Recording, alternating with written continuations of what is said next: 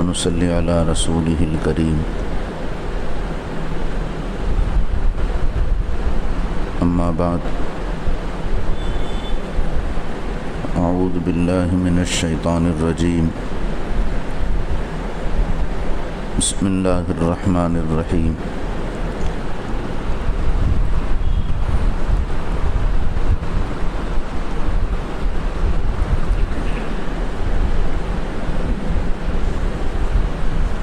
وَلَهُنَّ مِثْلُ الَّذِي عَلَيْهِنَّ بِالْمَعْرُوفِ وَلِلرِّجَالِ عَلَيْهِنَّ دَرَجَةٌ صدق اللہ العلی العظیم۔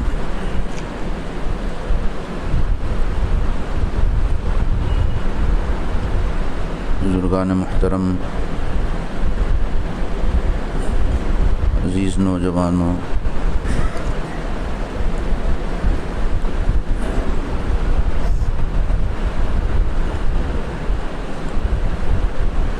اللہ جل شانہ و عم نوالہ نے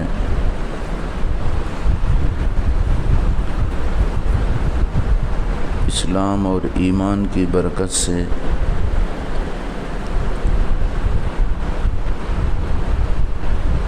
اس دنیا میں زندگی گزارنے کا بہترین سلیقہ عطا فرمایا۔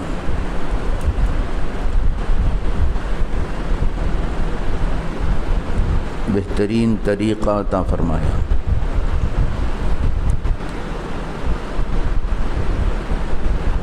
اسی لیے اللہ رب العزت نے اپنے کلام پاک کے اندر نبی کریم صلی اللہ علیہ وسلم کے بارے میں فرمایا، لقد کان لکم فی رسول اللہ اسوۃ حسنہ، یقیناً تمہارے لیے اللہ کے پیغمبر میں بہترین نمونہ ہے۔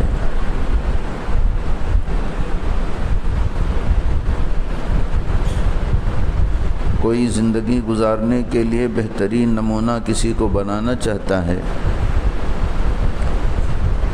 تو میرے اور آپ کے آقا جناب محمد الرسول اللہ صلی اللہ علیہ وسلم کی زندگی سے بہترین نمونہ کوئی اور ہو نہیں سکتا۔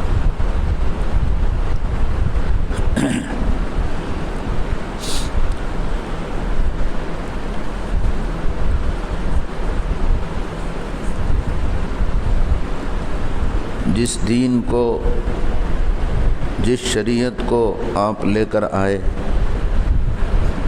یہ آخری دین ہے، آخری شریعت ہے، اور یہ دین ہماری رہبری کرتا ہے، ہماری رہنمائی کرتا ہے زندگی کے ہر موڑ پر، زندگی کے ہر شعبے میں۔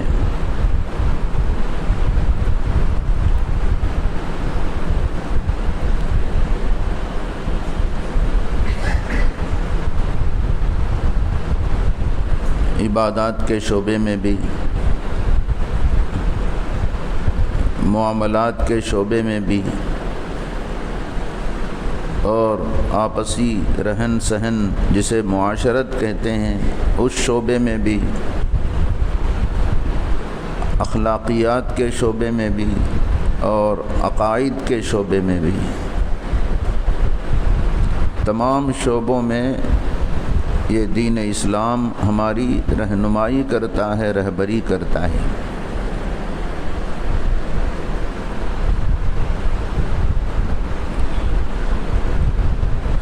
اللہ رب العزت نے ہر انسان کے اندر، چاہے وہ مرد ہو چاہے وہ عورت ہو،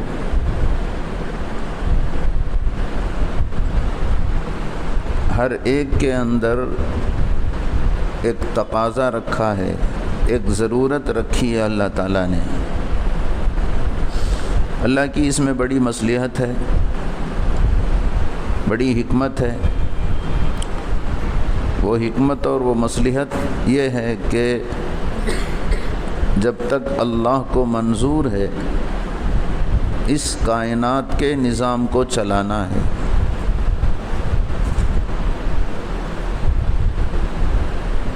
تو کائنات کا سارا نظام انسانوں کے لیے ہے۔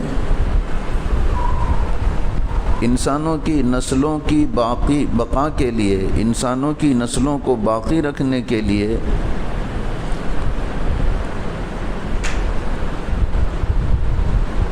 ہر انسان کے اندر اللہ نے تقاضا رکھا ہے۔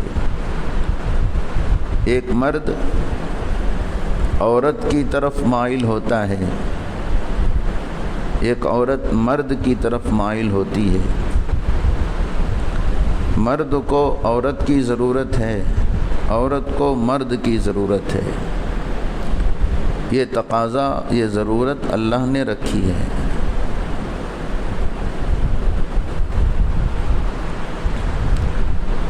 اور کائنات کی ساری چیزیں، ساری مخلوقات بھی انسان کے لیے بنائی گئی ہیں۔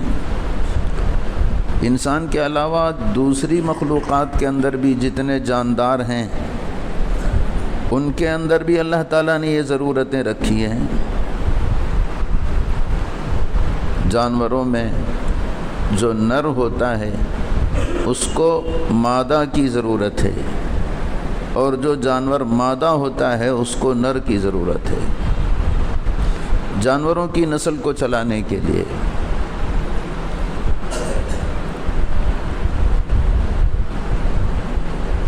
لیکن انسانوں میں اور دوسری مخلوقات میں بڑا فرق ہے۔ دوسری مخلوقات وہ آزاد ہیں، وہ مکلف نہیں ہیں، ان کو احکام کا مکلف نہیں بنایا گیا۔ لہذا جانور اپنی ضرورت اور اپنی خواہش پوری کرتے ہیں جیسے چاہتے ہیں، جہاں چاہتے ہیں وہاں جا کے اپنی خواہش پوری کرتے ہیں۔ ہر نر کسی نہ کسی مادے سے اپنی خواہش پوری کر لیتا ہے، ہر مادہ کسی نہ کسی نر سے اپنی ضرورت پوری کرا لیتی ہے۔ لیکن انسان اپنی اس ضرورت کو پوری کرنے میں آزاد نہیں ہے۔ کیوں؟ انسان کو اللہ تعالیٰ نے اشرف المخلوقات بنایا ہے۔ تمام مخلوقات میں سب سے معظم، سب سے مکرم، سب سے اونچا مقام اس کا ہے، اور اسی کے لیے اللہ نے کائنات بنائی ہے۔ قرآن مجید میں جگہ جگہ اللہ تعالیٰ نے اس مضمون کو ذکر فرمایا، خلق لکم ما فی الارض جمیعا، جو کچھ کائنات کے اندر ہے، روئے زمین کے اندر ہے، وہ تمہارے نفع کے لیے ہے، یعنی انسانوں کے نفع ہی کے لیے۔ جس کے نفع کے لیے ساری کائنات پیدا کی گئی، اس کا مقام، اس کا رتبہ اللہ تعالیٰ کے یہاں یقیناً بڑا ہوا ہوگا۔ ہماری عقل بھی کہتی ہے، عقلی طور پر بھی اس کو ماننا پڑے گا۔ یہی وجہ ہے انسان طاقتور سے طاقتور مخلوقات کو بھی اپنے قابو میں کر لیتا ہے۔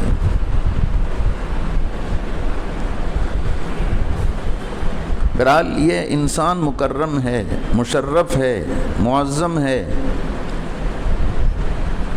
اس کو اللہ نے زندگی گزارنے میں آزاد نہیں چھوڑا۔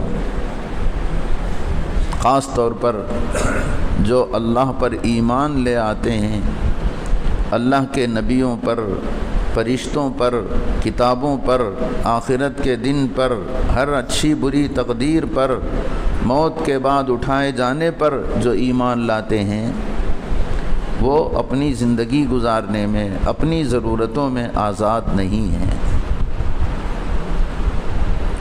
اسی کو آپ علیہ الصلاۃ والسلام نے ایک موقع پر فرمایا، الدنیا سجن المؤمن، دنیا مومن کے لیے قید خانہ ہے۔ کاروبار کرنے کے لیے بازار میں جائے گا تو شریعت اسے پکڑے گی، کہے گی کہ دیکھو تم آزاد نہیں ہو، تجارت کرنے میں، کاروبار کرنے میں آزاد نہیں ہو، تمہیں جھوٹ سے بچنا پڑے گا، تمہیں خیانت سے بچنا ہوگا، تمہیں دھوکے سے بچنا ہوگا، تمہیں وعدہ خلافی سے بچنا ہوگا۔ شریعت اس کے دامن کو پکڑ کے کہتی ہے بھئی تم آزاد نہیں ہو۔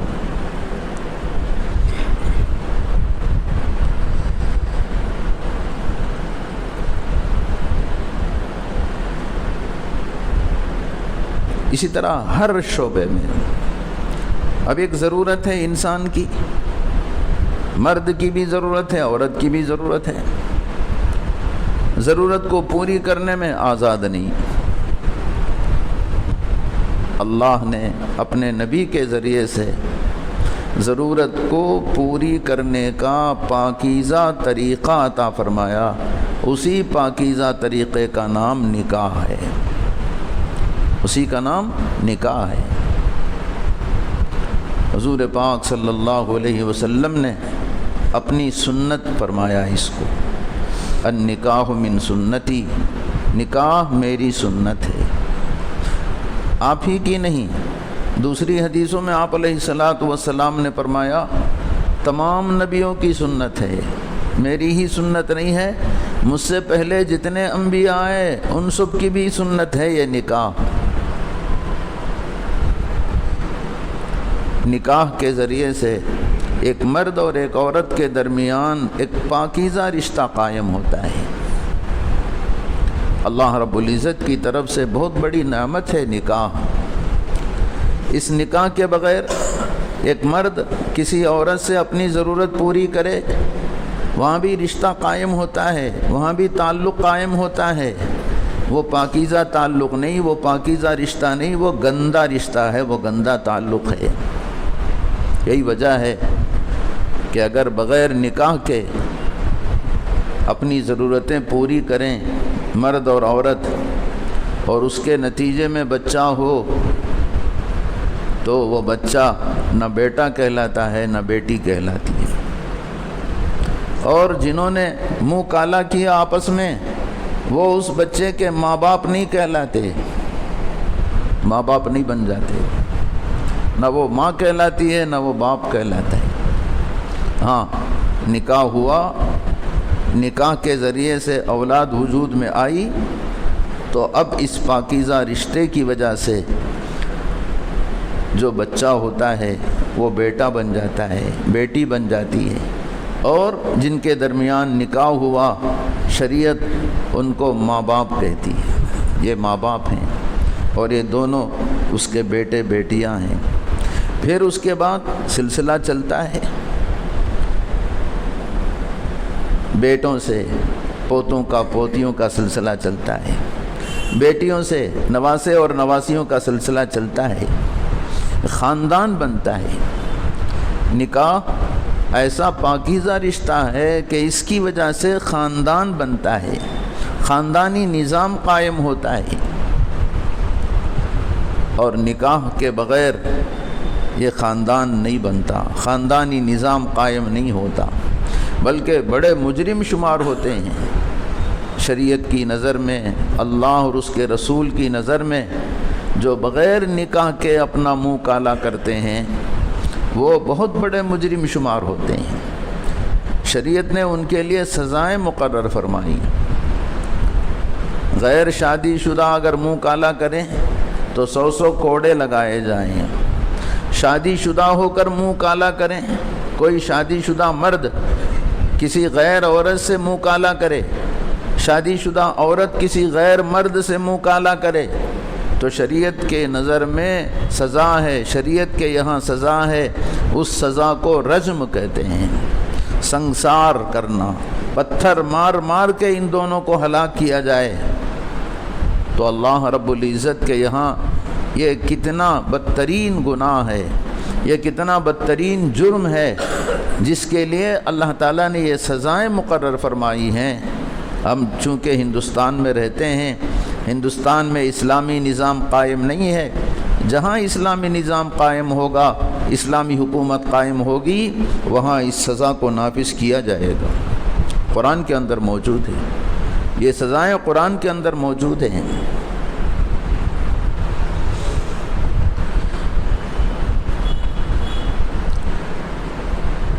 تو نکاح کی وجہ سے ایک تو سنت ادا ہوتی ہے، اور نکاح کی وجہ سے مرد بھی گناہ سے بچتا ہے، عورت بھی گناہ سے بچتی ہے،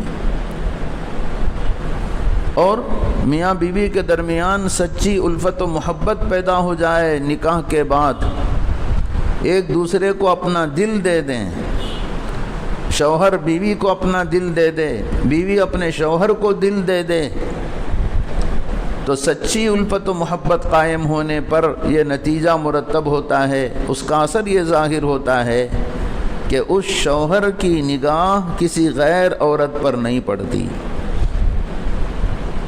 اور اس بیوی کی نگاہ کسی غیر مرد پر نہیں پڑتی، بچاتے ہیں، دونوں اپنی نگاہ کو بچاتے ہیں۔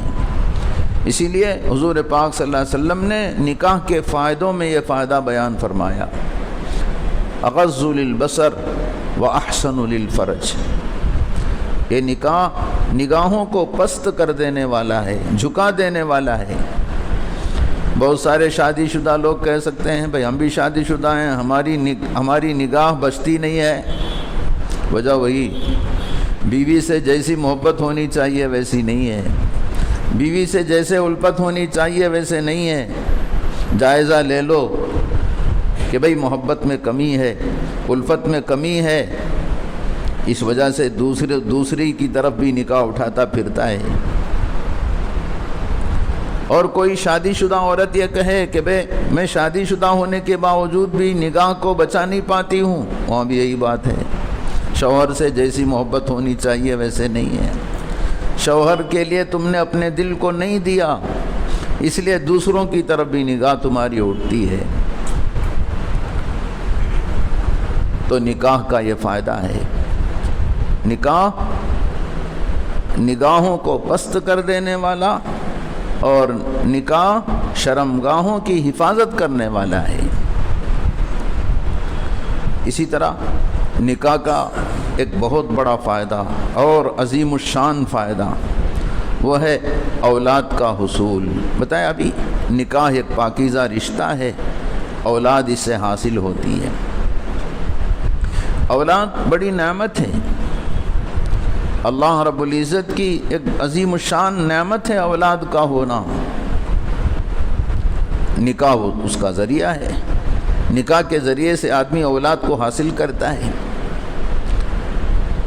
حضور پاک صلی اللہ علیہ وسلم نے فرمایا تناکحوا تکاثروا، نکاح کرو اور امت کی تعداد کو بڑھاؤ، امت مسلمہ کی تعداد کو بڑھاؤ۔ نکاح کے ذریعے سے اولاد حاصل کرو اور امت کی تعداد کو بڑھاؤ۔ اور آپ نے فرمایا فإنی مکاثر بکم الامم یوم القیامہ او کما قال علیہ الصلاۃ والسلام، قیامت کے دن میں دوسری امتوں پر فخر کروں گا۔ جس نبی کی امت کی تعداد جتنی زیادہ ہوگی، نبی کی شان اتنی ہی وہاں بڑھے گی میدان محشر کے اندر، قیامت کے اندر۔ امت محمدیہ کی تعداد جتنی بڑھے گی، حضور پاک صلی اللہ علیہ وسلم کی شان اتنی ہی بلند ہوگی۔ آپ علیہ السلام نے فرمایا میں دوسری امتوں پر فخر کروں گا تمہارے ذریعے سے۔ اولاد بڑی نعمت اس اعتبار سے بھی ہے کہ اولاد کی ہم نے صحیح تربیت کی، دیندار بنایا، دنیا میں بھی راحت اور سکون کا ذریعہ ہیں۔ وہ ہماری خدمت کرتے ہیں، وہ ہماری اطاعت اور فرما برداری کرتے ہیں۔ ہم بڑھاپے پر پہنچ جاتے ہیں تو وہ ہماری خدمت کو اپنی سعادت سمجھتے ہیں، نیک بختی سمجھتے ہیں، تو ان کے ذریعے سے سکون ملتا ہے۔ وہ ہماری کفالت کرتے ہیں۔ آدمی جب بوڑھا ہو جاتا ہے تو کمزوری آ جاتی ہے، بدن کے اندر نقاہت آ جاتی ہے، اور ایسی کمزوری بھی طاری ہو جاتی ہے کہ کمانے کی سکت نہیں رہتی، روزی حاصل کرنے کی سکت نہیں رہتی۔ نیک اولاد ایسے ماں باپ کو خوب دیکھتے ہیں، ان کا احترام کرتے ہیں، ان کی تعظیم کرتے ہیں اور ان کی خوب خدمت کرتے ہیں، خدمت کر کے دعائیں لیتے ہیں۔ اسی طرح ہم نے دیندار بنایا، یہ اولاد قیامت میں بھی ہمارے کام آئے گی۔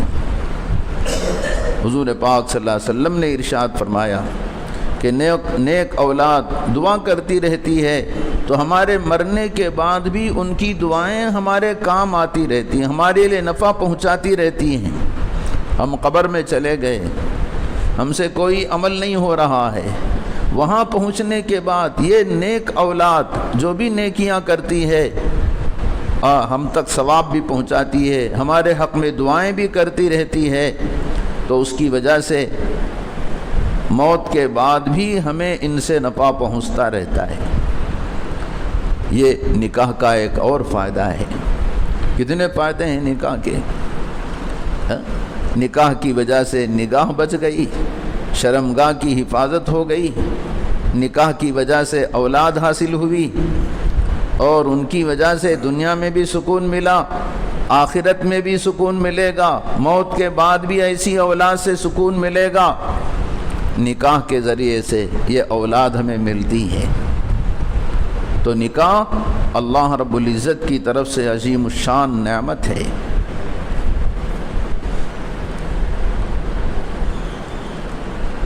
اس موقع پر اس کی وضاحت ضروری ہے کہ یہ جو نکاح کے فوائد بتائے گئے، حضور پاک صلی اللہ علیہ وسلم کی سنت ہونا بتایا گیا، اس کو اپناتے ہوئے ہمارے سامنے یہ بات ہونی چاہیے کہ ہم اس کو سنت کے مطابق بنائیں، بالکل سادہ سیدھا نکاح ہو، سادگی لائیں نکاحوں کے اندر۔ حضور پاک صلی اللہ علیہ وسلم کا ارشاد ہے، وہی نکاح سب سے زیادہ بابرکت ہے جس نکاح کے اندر کم سے کم خرچ ہو۔ جتنا کم خرچ کیا جائے گا وہ نکاح برکتوں کو اپنے اندر لیے ہوئے ہوگا، اس کی برکتیں ظاہر ہوں گی آئندہ کی زندگی میں بھی۔ اس لیے میرے محترم بزرگوں، دوستو، اس سنت کو اپناتے ہوئے سنت کے مطابق اپنانے کی کوشش ہماری ہونی چاہیے، ضرورت اس بات کی ہے۔ اور جب ہم عین سنت کے مطابق اپنائیں گے تو یہ نکاح آسان ہوگا، نکاح آسان ہوگا۔ اور نکاح جتنا آسان ہوگا، اس کو لکھ کر رکھ لیجیے آپ، معاشرے کے اندر، سماج کے اندر نکاح جتنے آسان ہوں گے، بدکاریوں کے دروازے اتنے ہی بند ہوں گے، گناہوں کے دروازے اتنے ہی بند ہوں گے۔ اور اس کے برعکس نکاحوں کو جتنا مشکل بنایا جائے گا، وہ نکاح اتنے ہی بے برکتی اپنے اندر لیے ہوئے ہوں گے۔ اور سب سے بڑا نقصان اس نکاح کا یہ ہوگا، نکاح مشکل ہوگا۔ نکاح جب مشکل ہو جاتا ہے تو سماج کے اندر، معاشرے کے اندر بدکاری کے دروازے کھل جاتے ہیں۔ اس کا نتیجہ ہے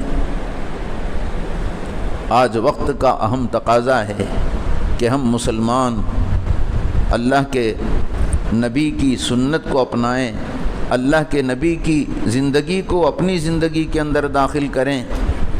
بعض مخصوص سنتیں ہم اپناتے ہیں، اس میں بڑی آسانی ہے نا؟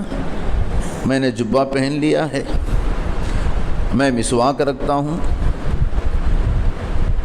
بعض مخصوص سنتوں کو اپناتے ہیں، ہم سمجھتے ہیں بھائی میں سنتوں کا پابند ہوں۔ نہیں، سنت ہر عمل کے اندر، ہر قدم جو بھی ہمارا اٹھے، اس میں حضور پاک صلی اللہ علیہ وسلم کا طریقہ کیا تھا، اس کو اپنائے آدمی۔ آج دیکھا جاتا ہے اچھے جو سمجھے جاتے ہیں، سنت پر چلنے والے سمجھے جاتے ہیں، ان کے گھروں کے اندر بھی نکاح ہوتے ہیں، بہت شور شغابہ اس کے اندر ہوتا ہے، اور بہت سارے رسومات اس کے اندر ہوتے ہیں، بہت سارے خرافات اس کے اندر ہوتے ہیں، اور خوب خرچ کیا جاتا ہے، خوب خرچ کیا جاتا ہے۔ اور اس خرچ کرنے کو اپنے لیے عزت کا سبب سمجھتے ہیں۔ اگر میں خرچ نہیں کروں گا، میں اگر سادہ سیدھا نکاح کرا دوں گا اپنے گھروں کے اندر تو میری ناک کٹ جائے گی، یہ سمجھتے ہیں۔ شیخ الحدیث رحمۃ اللہ علیہ مولانا زکریا صاحب رحمۃ اللہ علیہ نے اپنی بیٹیوں کا نکاح بہت سادگی کے ساتھ کر دیا، قریبی رشتہ داروں کو بھی پتہ نہیں چلا، قریبی رشتہ داروں کو پتہ نہیں چلا۔ عصر کے بعد نکاح ہونا تھا، گھر والی سے کہا کہ دونوں بیٹیوں کو تیار کر دینا، آج نکاح ہے۔ تو بیوی صاحبہ کہنے لگی کہ 2-4 دن پہلے بتا دیتے تو کچھ جوڑے وغیرہ بنوا لیتی، سلا دیتی۔ تو شیخ الحدیث رحمۃ اللہ علیہ کی اہلیہ کی اس بات پر شیخ الحدیث رحمۃ اللہ علیہ پوچھنے لگے، وہ گھر میں ننگی پھر رہی تھی کیا؟ کیا پوچھا؟ وہ گھر میں ننگی پھر رہی تھی، تم جوڑے بنوانا چاہتی ہو نکاح کے لیے؟ خیر، عصر کے بعد نکاح ہو گیا، اعلان ہو رہا ہے، بہت ساروں کو عین اسی وقت معلوم ہو رہا بھئی شیخ الحدیث رحمۃ اللہ علیہ کی صاحبزادیوں کا نکاح ہو رہا ہے۔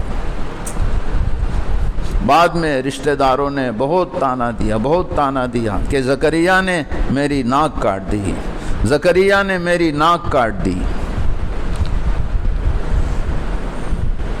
تو ایک خاندان کے بڑے آدمی کو حضرت نے بلا کے قریب کر کے کہا، بھئی میری ناک دیکھو کٹی ہوئی ہے، صحیح سالم ہے۔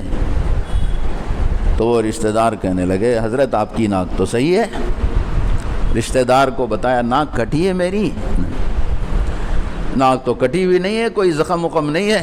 تو فرمایا، میری ناک تو کٹی نہیں، خاندان کی ناک کٹے مجھے اس کی کوئی پرواہ نہیں۔ یہ اصل سنت۔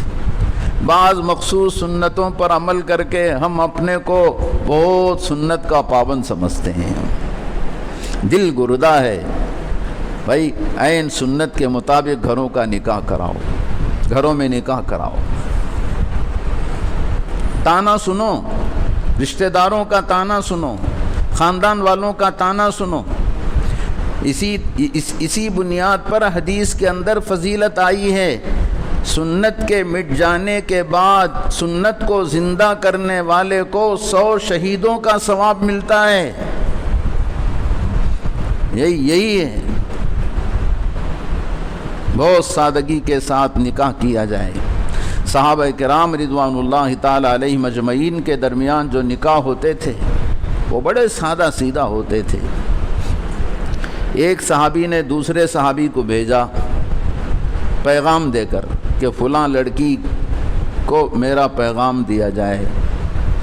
تو وہ صاحب گئے، جا کے دروازہ کھٹکھٹایا، باپ اندر سے باہر آئے تو انہوں نے کہا کہ فلاں صاحب نے مجھے بھیجا ہے، وہ آپ کی لڑکی کو نکاح کا پیغام دے رہے ہیں۔ تو باپ اندر گئے، تھوڑی دیر کے بعد باہر آئے، آ کر کہنے لگے کہ جن صاحب نے نکاح کا پیغام بھیجا ہے ان کا پیغام تو قبول نہیں، لیکن تم پیغام دو گے تو تمہارا پیغام قبول ہو جائے گا۔ تو انہوں نے پیغام دے دیا۔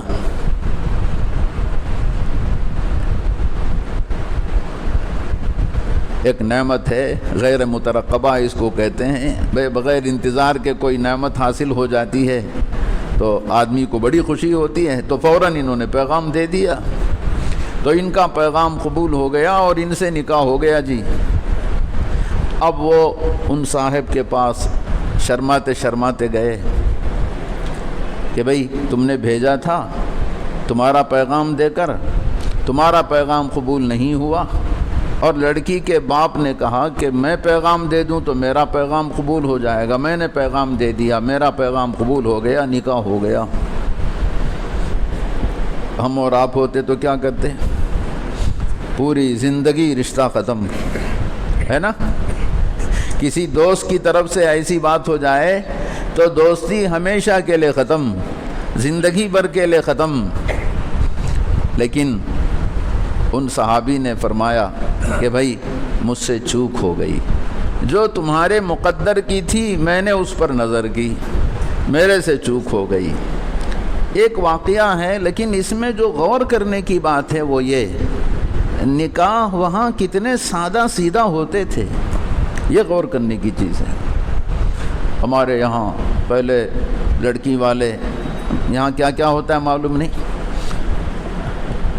لڑکی کو دیکھنے کے لیے جاتے ہیں لڑکے والے، پھر 8-10 دن کے بعد وہاں سے بات آتی ہے کہ بھائی ہمیں لڑکی پسند آ گئی ہے، آپ لڑکے کے بارے میں دریافت کر لیں۔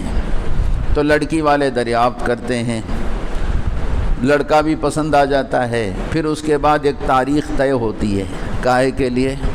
نسبت کے لیے۔ ہمارے علاقے میں اس کو نسبت کہتے ہیں، اور کتابوں میں اس کو منگنی کا نام لکھا، منگنی کی ایک رسم ہوتی ہے، اس میں دونوں طرف کے رشتہ دار جمع ہوتے ہیں، اس میں بھی کھانا پینا ہوتا ہے، اور اس میں لڑکی کو لا کے پھول وغیرہ پہناتے ہیں، کچھ انگوٹھی وغیرہ پہناتے ہیں۔ ابھی صرف نسبت ہوئی ہے، ابھی صرف منگنی ہوئی ہے۔ اچھا، نکاح کب ہوگا؟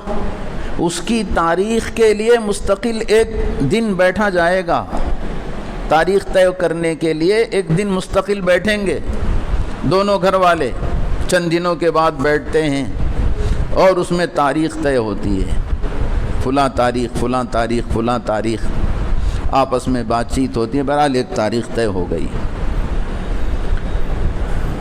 وہ تاریخ بھی کب؟ 3 مہینے، 6 مہینے، سال، باہر ہے لڑکا، ابھی گیا ہوا ہے، اسے چھٹی ملے گی 1 سال کے بعد، وہ جب آئے گا اس وقت نکاح ہوگا۔ یہ ہمارے یہاں نکاح، اتنے تکلفات، یہ لمبا چوڑا جو وقفہ ہے یہ سب تیاری کے لیے ہے، نکاح کی تیاری کے لیے ہے۔ نکاح کی کیا تیاری؟ نکاح کی تیاری وہی کہ لڑکی والے جہیز کے سامان تیار کرتے ہیں، لڑکی کے لیے جوڑے بناتے ہیں، کوئی 15 جوڑے بناتا ہے، کوئی 22 جوڑے 21 جوڑے بناتا ہے، کوئی 40 جوڑے بنواتا ہے۔ لڑکی کے جوڑے تیار ہونے میں وقت لگتا ہے، اور پھر جہیز کے سامان ہیں۔ اب تو ترقی ہو رہی ہے جی، ہمارے علاقے کی بات بتا رہا ہوں، یہاں کیا کیا تکلفات ہیں، ہر جگہ ہیں۔ نہیں، آپ بھی پاک ہیں نہیں بولتا ہوں، ہم بھی پاک نہیں ہیں، آپ بھی پاک نہیں ہیں، تو ہر جگہ ہیں یہ مصیبتیں۔ اب تو ترقی ہو رہی ہے، کیا ترقی؟ کہ لڑکی والے جو ہیں، لڑکے والوں کے پاس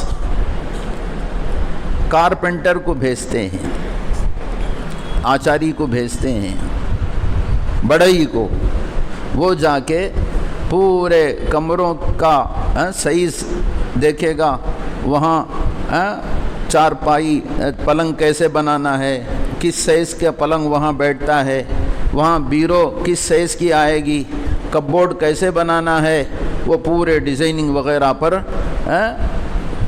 غور کرنے کے لیے اس کو بھیجا جاتا ہے۔ وہ کمرے کے پورے سائز وغیرہ لے کر آتا ہے، جیس کا سامان بھی تیار ہو رہا ہے، وہ کارپینٹر جو ہے وہ سب چیزیں تیار کر رہا ہے۔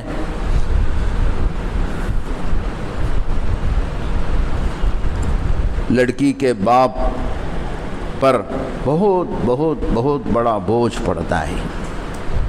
بعض علاقوں میں تو اس کے ساتھ ساتھ کھلانے کی بیماری بھی ہے، لڑکے والے پورے آ جاتے ہیں، سب کا کھانا لڑکی والوں کے ذمے۔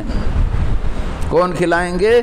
لڑکی والے کھلائیں گے جی لڑکے والوں کو۔ اتنا مشکل ہم بنا رہے ہیں، نکاح کو بنا چکے ہیں، اتنا مشکل ہم بنا چکے۔ آج یہی وجہ ہے، لڑکی پیدا ہوتی ہے گھر کے اندر تو چہرے پر جو خوشی کے آثار ظاہر ہونے چاہیے وہ ظاہر نہیں ہوتے۔ لڑکا ہوا تو خوشی خوشی کہتے پھرتا ہے بھئی لڑکا ہوا لڑکا ہوا لڑکا ہوا، لڑکی ہوتی ہے تو چہرہ مرجھایا ہوا ہوتا ہے۔ دیکھا گیا حضور پاک صلی اللہ علیہ وسلم کے زمانے میں یہی صورتحال تھی، لڑکی پیدا ہوتی تھی تو ایک آر کی بات سمجھتا تھا، شرمندگی کا باعث سمجھتا تھا، اور جا کے اس کو زندہ دفن کر دیتا تھا لڑکی کو۔ تو آج بھی معاشرے کے اندر لڑکی والوں کے ساتھ یہ سلوک ہوتا ہے نکاحوں کے موقع پر۔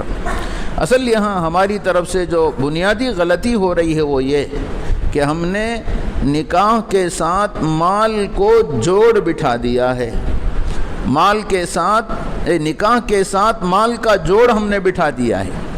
یہ سب سے بڑی غلطی ہم سے ہوئی ہے۔ نکاح کا مال کے ساتھ کیا جوڑ ہے بتائیے آپ؟ نکاح کا مال کے ساتھ کوئی جوڑ نہیں شریعت کی نظر میں۔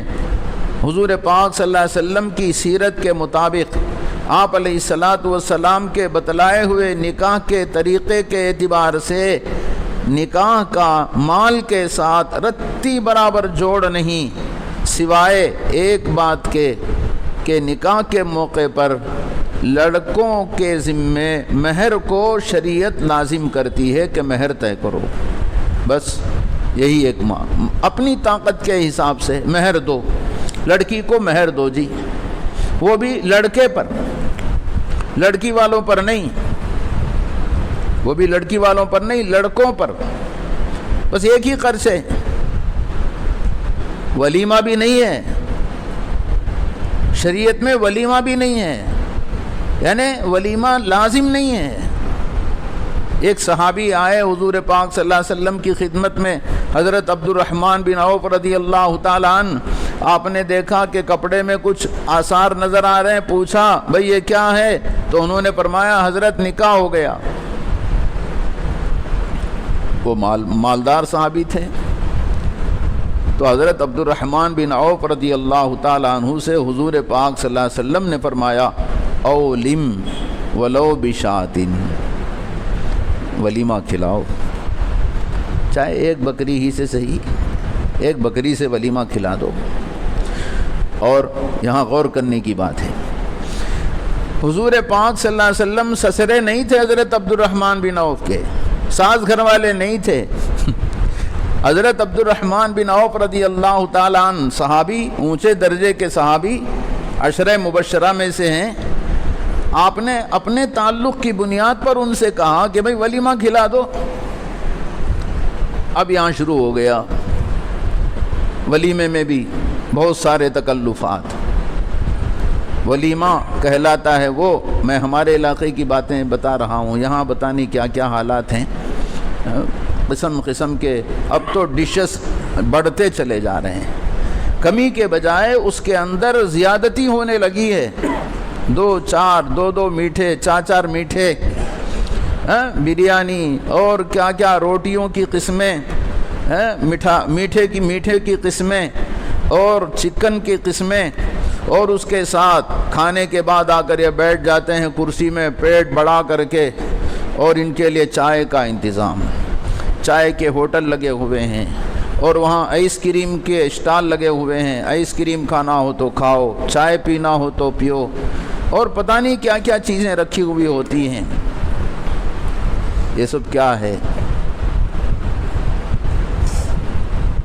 شریعت سے متعلق چیزیں ہیں یہ سب۔ اور دیندار لوگ جو دیندار سمجھے جاتے ہیں، تہجد گزار لوگ، صف اولیٰ کے نمازی، تکبیر اولیٰ کے پابند، ان کے گھروں میں ہونے والے نکاحوں کے اندر بھی یہ رسمیں ہوتی ہیں۔ بھائی یہاں سنت کہاں گئی؟ یہاں سنت کہاں گئی تمہاری زندگی سے؟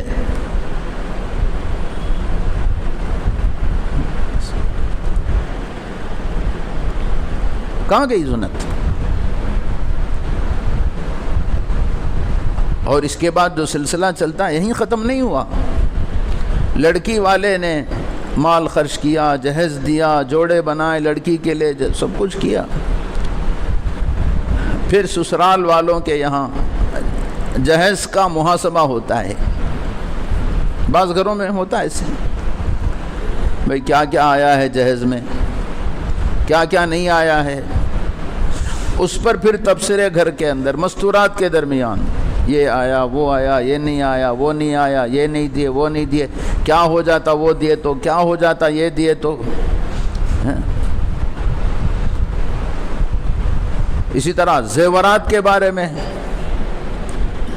بعض نکاحوں کے موقع پر تو ہم نے سنا ہے کہ باقاعدہ جب بات چیت ہوتی ہے دونوں گھر والوں کی تو یہ بات آتی ہے کہ بھئی کتنا سورن ڈالیں گے.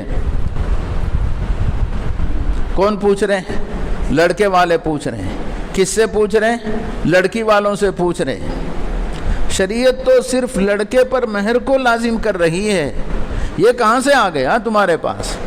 تم کیوں مانگ رہے ہو؟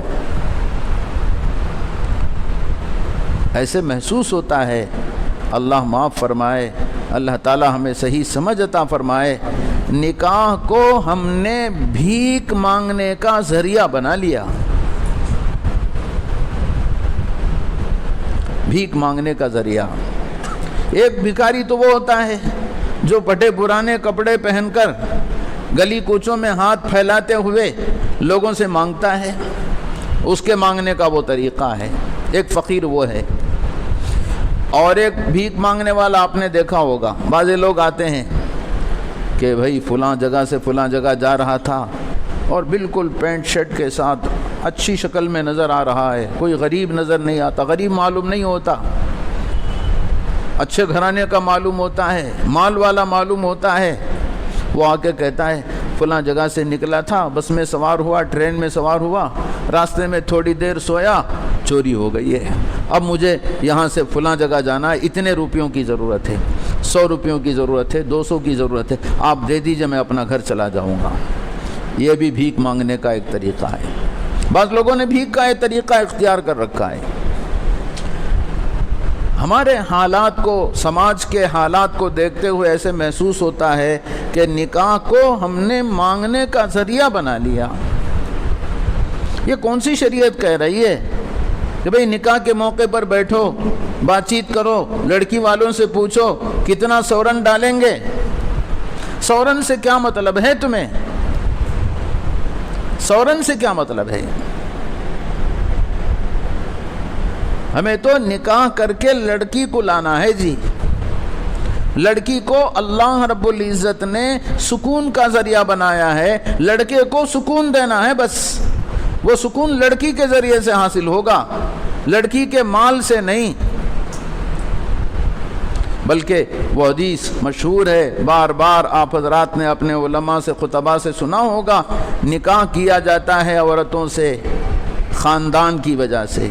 خاندان کو دیکھ کر بہت سارے لوگ نکاح کر کے لاتے ہیں، اور بہت سارے لوگ حسن و جمال کی وجہ سے نکاح کر کے لاتے ہیں. کوئی لڑکی خوبصورت ہو تو لے آیا نکاح کر کے. بعض لوگ تو یہ کہہ بھی دیتے ہیں بھائی ہمیں کچھ بھی ضرورت نہیں، آپ نہلا دھلا کے بٹھا دو، ہم ویسے ہی لڑکی کو لے آئیں گے، خوبصورت لڑکی ہو تو لے آتے ہیں. آپ علیہ السلام نے فرمایا ولی جمالہا، حسن و جمال کی وجہ سے نکاح کیا جاتا ہے. اور آپ نے فرمایا ولی مالہا، نکاح کیا جاتا ہے اس کے مال کی وجہ سے. یہ وہی ہے جو ہمارے سماج میں چل رہا، مال کی وجہ سے نکاح کیا جا رہا ہے.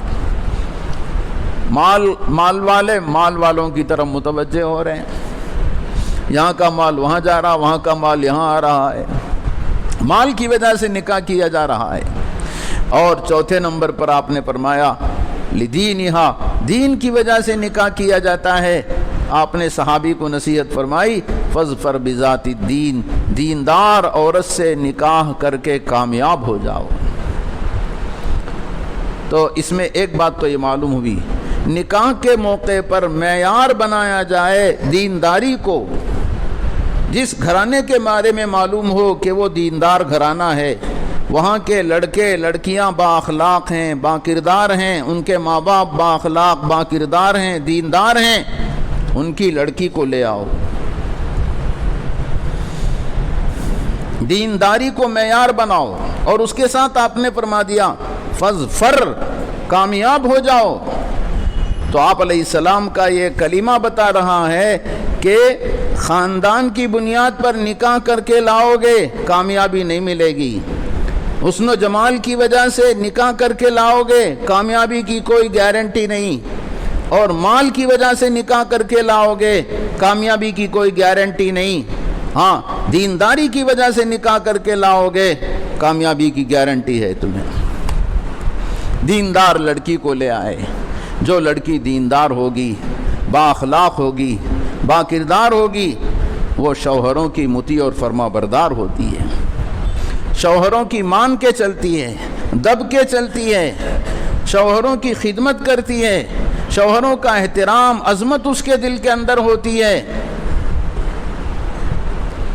اور خاندانی لڑکیاں، مال والی لڑکیاں، حسن و جمال والی لڑکیاں، پہلی قسم کی لڑکی کو خاندانی نخرے ہوتے ہیں، حسن و جمال والی لڑکی کو جمال کے نخرے ہوتے ہیں، اور مال والی لڑکی کو مال کے نخرے ہوتے ہیں۔ وہ ہمارے تابع نہیں ہو سکتی، وہ ہماری مطیع اور فرما بردار نہیں ہو سکتی، وہ ہماری زندگی کے اندر سکون نہیں پہنچا سکتی، راحت نہیں پہنچا سکتی۔ اصل راحت اور سکون اس عورت سے ملے گا جس عورت کے اندر دینداری ہو۔ اسی لیے آپ نے فرمایا کامیاب ہو جاؤ، کامیابی کی ضمانت دیندار عورت سے نکاح کرنے میں ہے۔ تو بتائیے نکاح کا جوڑ مال کے ساتھ کچھ ہے؟ آپ علیہ السلام تو نکاح کو جوڑ رہے ہیں دینداری کے ساتھ، اور دیندار عورت کو نکاح کر کے لائیں گے، اس کی نسل سے ہونے والے بچے اولاد وہ بھی دیندار بنیں گے، خود وہ بھی تمہارے لیے سکون کا باعث بنے گی، راحت کا باعث بنے گی، اور تمہارے بچوں کے دیندار ہونے کا ایک ذریعہ بنے گی، وہ تمہارے بچے دیندار ہو جائیں گے۔ کیونکہ ہم سنتے ہیں بار بار، سب کو معلوم ہے یہ بات، بچوں کے لیے پہلا مدرسہ ماں کی گود ہے، ماں دیندار ہے، بچے دیندار ہوتے ہیں۔ ماں نیک ہوتی ہے، پارسا ہوتی ہے، تو بچوں کے اندر اس کی پارسائی کا، اس کی بزرگی کا اثر ہوتا ہے۔ جتنے بڑے بڑے بزرگان دین اللہ والے گزرے ہیں، اسلامی تاریخ بتاتی ہے، اس میں ان کی ماؤں کی پرہیزگاری کا دخل، تقوی کا دخل تھا۔ بڑے بڑے وہی بنے، بڑی بڑی شخصیتیں تاریخ کے اندر شمار کی گئی ہیں، ان میں ان کو بنانے میں ان کی ماؤں کا دخل ہے۔ تو میرے محترم بزرگوں، دوستو، نکاحوں کو آسان بنانا چاہیے، نکاحوں کو آسان بنانا چاہیے۔ آپ علیہ السلام کے یہ ارشادات ہیں، نکاح کو آپ نے آسان بنایا، چونکہ ہمارا دین ہی آسان ہے۔ الدین یسر، دین آسان ہے۔ دین کے اندر جو احکام ہمیں دیے گئے وہ بھی آسان ہے، بہت آسان۔ دین پر عمل کیا جائے، زندگی گزارنا آسان۔ خود بخود ہم اپنے طور پر بڑھاتے ہیں اخراجات، تو نکاح کو مشکل بنانے والے ہم خود ہیں، اور سب کی ذمہ داری ہے۔ صرف لڑکی والوں کی ذمہ داری ہے، لڑکے والوں کی ذمہ داری ہے نہیں کہہ رہا ہوں، سب کی ذمہ داری ہے۔ سب مل کر اس برائی کو، بڑی برائی ہے یہ کوئی نیکی کا کام نہیں ہے۔ جو ہم نے نکاح کو مشکل بنا دیا ہے، یہ کوئی نیکی کا کام نہیں ہے، یہ برا کام ہے، بہت غلط کام ہو رہا ہمارے سماج کے اندر، معاشرے کے اندر۔ نکاح کو آسان بنانے کی ضرورت ہے۔ اللہ رب العزت نے عورتوں کے بارے میں یہی فرمایا کہ سکون کا ذریعہ بنایا۔ خلقکم من نفس واحدہ وجعل منہا زوجہا لیسکن الیہا۔ تمہیں اللہ تعالیٰ نے ایک جان سے پیدا کیا، حضرت آدم سے پیدا کیا، حضرت آدم ہی کی پسلی سے حضرت حوا کو پیدا کیا گیا۔ تو ایک ہی جان سے ہم پیدا ہوئے ہیں۔ حضرت حوا کو پیدا کیوں کیا؟ اللہ نے اس کی وجہ بتائی، لیسکن الیہا، تاکہ حضرت آدم حضرت حوا سے سکون حاصل کریں۔ تو مرد کے لیے عورت سکون کا ذریعہ ہے، سکون کا سبب ہے، لیکن وہی عورت سکون اور راحت کا ذریعہ سبب بنتی ہے جو عورت دیندار ہو، جس عورت کے اندر دینداری ہو۔ اسی لیے حضور پاک صلی اللہ علیہ وسلم نے فرمایا الدنیا کلھا متاع، ساری دنیا نفع کی چیز ہے۔ اللہ رب العزت نے انسانوں کے نفع کے لیے ساری چیزوں کو پیدا فرمایا، اور پوری دنیا میں سب سے بڑھیا نفع بخش چیز کیا ہے؟ ہم سے سوال ہوتا تو ہم کہتے بھائی عالی شان بنگلہ میرے پاس ہو، اور میری تجارت اونچی تجارت ہو، میرا کاروبار پھیلا ہوا ہو، میرا دھندا پھیلا ہوا ہو، ہمارا جواب یہ ہوتا۔ لیکن حضور پاک صلی اللہ علیہ وسلم نے فرمایا خیر متاع الدنیا المرأة الصالحہ، دنیا میں سب سے بہترین نفع پہنچانے والی چیز، سب سے زیادہ نفع بخش چیز کوئی ہے تو وہ نیک عورت ہے۔ نیک عورت تمہارے لیے نفع پہنچانے والی ہے۔ ہمارے گھر نیک عورت آئے گی، ہمارا گھر دنیا ہی میں جنت نمونہ بن جائے گا۔ ضرورت اس بات کی ہے نکاحوں کو آسان کیا جائے۔ میرے لیے بولنا آسان ہے، آپ کے لیے سننا آسان ہے، لیکن عمل کرنا اصل ہے۔ اچھے یہاں تک کہ مجھے معاف فرمائیں، اکثر مولوی صاحبان بھی اس میں مبتلا ہیں۔ نکاحوں کے اندر سادگی نہیں لاتے، نکاحوں کے اندر مطالبات، نکاحوں کے اندر جہیز لینا، لڑکی والوں سے مطالبہ کرنا۔ معاملہ اب اور آگے بڑھ گیا، اسی کو بتا رہا تھا۔ یہاں نکاح تک نہیں ہے، نکاح کے بعد بھی کیا مسئلہ ہو رہا معلوم؟ اب پہلی زچگی کو لڑکی والے دیکھیں گے۔ یہ کہاں سے جی آ گئی مصیبت؟ یہ یہاں کیا ہے معلوم نہیں ہے، ہمارے علاقوں میں بھی ہے۔ پہلی زچگی کو لڑکی والے دیکھیں گے۔ ارے الو کا پٹھا، تو باپ بن گیا، اولاد جو ہوگی وہ تیری، بچہ تیرا، اس کا خرچ لڑکی والے اٹھائیں گے۔ یہ کہاں کی حماقت ہے؟ حماقت نہیں تو اور کیا ہے؟ نکاح کے بعد اب وہ تمہارے پاس آ گئی، اس کی کفالت، اس کی ذمہ داری اب تمہارے ہے، تمہارے سر ہے۔ شرم نہیں آتی؟ شرم نہیں آتی مانگنے کے لیے؟ اور مزید آپ سنے ہیں ہمارے علاقوں میں کچھ چل رہا ہے، زچگی کا خرچ بھی لڑکی والے اٹھائیں گے، اور اس میں کنڈیشن لڑکے والوں کی طرف سے۔ کیا کنڈیشن معلوم؟ فلاں ڈاکٹرنی سے بتانا، فلاں ہاسپٹل میں بتانا۔ افسوس افسوس افسوس، خون کے آنسوں رونے کے قابل، خون کے آنسوں رونا چاہیے۔ اور قیمتی سے قیمتی ہاسپٹلوں میں جہاں زیادہ سے زیادہ خرچ ہوتا ہے، وہاں زچگی دکھانے کا ڈیمانڈ ہو رہا، کس کی طرف سے؟ لڑکے والوں کی طرف سے، کیونکہ خرچ ان کو اٹھانا ہے، لڑکی والوں کو اٹھانا ہے۔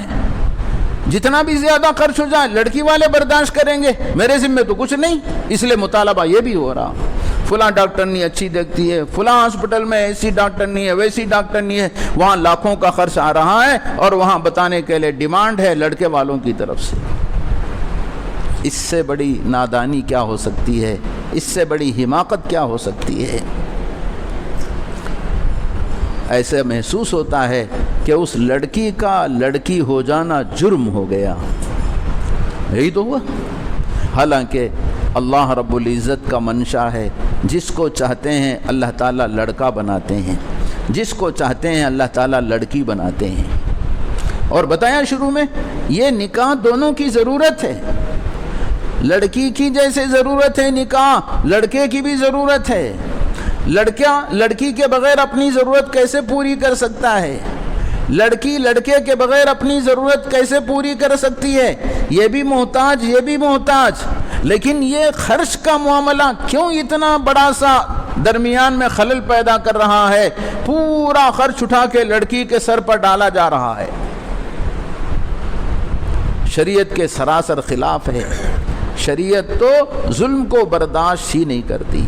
اللہ رب العزت نے جگہ جگہ اپنے متعلق بھی فرمایا، وَمَا رَبُّكَ بِظَلَّامٍ لِّلْعَبِيدِ، تمہارا پروردگار بندوں پر ظلم کرنے والا نہیں۔ کہیں اللہ فرماتے ہیں وَاللَّهُ لَا يُحِبُّ الظَّالِمِينَ، اللہ تعالیٰ ظالموں سے محبت نہیں فرماتے، پسند نہیں فرماتے ظالموں کو۔ کہیں تو اللہ فرماتے ہیں وَلَا تَرْكَنُوا إِلَى الَّذِينَ ظَلَمُوا، ظالموں کی طرف تم مائل نہ ہو جانا، ظالموں کی معاونت نہ کرنا، مدد نہ کرنا۔ یہ ساری آیتیں قرآن کے اندر موجود ہیں۔ ظلم اللہ کو پسند ہی نہیں ہے، ظلم اللہ کو پسند ہی نہیں ہے۔ اور اللہ کے بندے ایمان والے نکاح کے موقع پر ایک دوسرے پر ظلم ڈھا رہے ہیں، خاص طور پر لڑکی والوں پر ظلم ظلم ظلم ظلم ہوتا ہے۔ کس کی طرف سے؟ لڑکے والوں کی طرف سے۔ پتہ نہیں یہ کہاں سے اس کو جائز سمجھتے ہیں، یہ کہاں سے اس کو نیک کام سمجھتے ہیں، ان کو کس نے مسئلہ بتا دیا، ان کو کس نے جائز قرار دیا، ان کو کس نے نیک کام قرار دیا، اللہ ہی بہتر جانتا ہے۔ کہو ماننے کو تیار نہیں، کہو ماننے کو تیار نہیں، سنتے ہیں، بولنے والے بولتے ہیں، سننے والے سنتے ہیں، لیکن عمل کرنے کے لیے کھڑا نہیں ہوتا کوئی، اور سارا سماج اس کے اندر ڈوبا ہوا ہے۔ اچھے کیا، برے کیا، پڑھا لکھا کیا، ان پڑھ کیا، سارے کے سارے لوگ اس میں مبتلا ہیں۔ ضرورت اس بات کی ہے سب مل کر عہد کریں کہ ہم اپنے معاشرے کو اس برائی سے پاک کریں گے۔ نکاح کے اندر جو رسومات ہیں، خرافات ہیں، جو ظلم اور زیادتی ہوتی ہے ایک جانب سے، ان تمام ناجائز امور سے، ان تمام حرکتوں سے صدق دل سے ہم توبہ کریں، اپنے گھروں میں ہونے والے نکاحوں کو سادگی کے ساتھ کرنے کا عہد کریں، اور اپنے گھروں میں ہونے والے نکاحوں کو سادہ سیدھا کر کے بتائیں، دوسروں کو بتائیں۔ ضرورت اس بات کی ہے۔ بعض لوگ آٹے میں نمک کے برابر کہہ سکتے ہیں، کچھ ان پر اثر ہوتا ہے، عمل کے میدان میں آگے بڑھتے ہیں۔ ابھی قریب میں ایک نوجوان میرے پاس آیا، آئی ٹی میں وہ کام کرتا ہے۔ اس نے کہا حضرت 10 سال پہلے میں آپ کی تقریر سنا تھا، اور میں نے اسی وقت نیت کر لی تھی کہ جب میرا نکاح ہوگا تو میں سادہ سیدھا نکاح کروں گا۔ بیچارہ نوجوان بالکل اپنے ماں باپ کو پہلے ہی سے سمجھا دیا اور پہلے ہی سے اپنی بات رکھ دی کہ نکاح کے موقع پر کچھ نہیں ہوگا، لڑکی والوں سے کچھ نہیں لیا جائے گا، یہاں تک کہ نکاح کے موقع پر نکاح کے لیے بھی سارے خاندان والوں کو نہیں جوڑا گیا، اور نکاح کے بعد جو کھانا ولیمے کے نام پر کھانا کھلایا جاتا ہے اس میں بھی صرف 20-25 افراد گئے لڑکے والوں کی طرف سے، یہ لڑکی والوں کی طرف سے آئے تھے، اور انہوں نے اپنے خاندان والوں کو بھی نہیں بلایا۔ اور وہ مل کر کہنے لگا کہ حضرت نکاح کے رسومات سے بچنے کی وجہ سے میرے اتنے لاکھ بچ گئے، اور اتنے رقم سے میں نے ایک پلاٹ خرید لی۔ وہ کہنے لگا کہ آپ کی بات سننے کا بڑا فائدہ ہوا، میں نے اس رقم سے جو نکاح میں خرچ ہونے کی رقم تھی اس رقم سے میں نے ایک پلاٹ خرید لیے۔ میرے محترم بزرگوں دوستو، مال کے ضیاع کے علاوہ کیا ہے؟ مال کے ضائع ہونے کے علاوہ کیا ہے؟ آج امت کا مال کا ایک بڑا حصہ نکاحوں میں لگ رہا ہے، شادی محلوں کے کرائے میں لگ رہا ہے، ایک ایک شادی محل کا کرایہ لاکھوں میں جا رہا ہے، یہاں کیسے معلوم نہیں۔ اب تو چھوٹے چھوٹے قریوں کے شہروں کے اندر بھی، چھوٹی چھوٹی بستیوں کے اندر بھی ہزاروں میں جا رہا ہے، اور بڑے بڑے شہروں میں تو لاکھوں میں ہے، 3 لاکھ 4 لاکھ 5 لاکھ ایک ایک دن کے، اور ایسی جگہوں میں ولیمے کرائے جا رہے ہیں۔ اللہ سمجھ عطا فرمائے ہم مسلمانوں کو۔ جس ہوٹل میں کوئی غریب نہیں جا سکتا جی، سب سوٹ بوٹ کے ساتھ جائیں گے، لڑکی والے دونوں کے دونوں مالدار گھرانے کے ہوتے ہیں، ایسی جگہ میں ولیمے کی دعوت رکھی جاتی ہے جہاں مال والے ہی جائیں گے، سوٹ بوٹ کے ساتھ جائیں گے، ولیمہ ہو رہا ہے، اور ولیمہ سنت ہے نا، بولتے نا ہم لوگ، سنت ہے سنت ہے سنت ہے۔ اور یہ حدیث بھی آپ نے سن رکھی ہے، جس ولیمے میں کسی غریب کو دعوت نہ دی جائے، غریبوں کو نہ بلایا جائے، اللہ کے نبی صلی اللہ علیہ وسلم نے اس ولیمے پر لعنت فرمائی ہے۔ یہ ولیمہ ہو رہا بڑے شہروں کے اندر، سوٹ بوٹ پہن کے جا رہے لوگ، صرف مال والے جا رہے ہیں، کوئی غریب وہاں نہیں ہوتا۔ آپ کہیے اس ولیمے پر رحمت نازل ہوگی یا وہ ولیمہ اللہ کی لعنت کا سبب بنے گا؟ اللہ کا نبی سچا ہے، اس کی بات سچی ہے، جیسے اللہ کی بات سچی، ایسے ولیمے لعنت کے مستحق ہیں۔ بہرحال بات اور بہت ہے میرے محترم بزرگوں دوستو۔ مولانا نے تو مجھے عنوان دیا تھا کہ ازدواجی زندگی کے سنہرے اصول، ابھی وہ اصول شروع نہیں ہوئے، یہی بات ہو گئی، 1 گھنٹہ اسی میں لگ گیا، پھر کسی وقت آئیں گے انشاءاللہ، اس وقت سنہرے اصول بتائیں گے بھئی ازدواجی زندگی کے سنہرے اصول کیا ہیں۔ یہ نکاح کے موقع پر جو ہم سے کوتاہیاں ہوتی ہیں، یہ اس کی کہانی ہے لمبی، یہ اس کی داستان ہے جی۔ اللہ تعالی ہم سب کو صحیح سمجھ عطا فرمائے۔ سارے مجرم بنے ہوئے ہیں، میں تو سب کو کہتا ہوں، صف اولیٰ کے نمازی، تہجد گزار، تکبیر اولیٰ کے پابند، جماعتوں میں جانے والے، میں نے تو کہہ دیا علماء بھی، علماء کی ایک بڑی تعداد، سب اس میں ملوث ہیں۔ اللہ ہم سب کو صحیح سمجھ عطا فرمائے۔ ہمارے گھروں میں ہونے والے نکاحوں کو ہم سادگی کے ساتھ اپنانے والے، عین سنت کے مطابق، نکاح جو سنت والا عمل ہے، اس سنت کو عین سنت کے مطابق اللہ تعالی ہم سب کو اپنانے کی توفیق عطا فرمائے۔ وآخر دعوانا الحمد للہ رب العالمین۔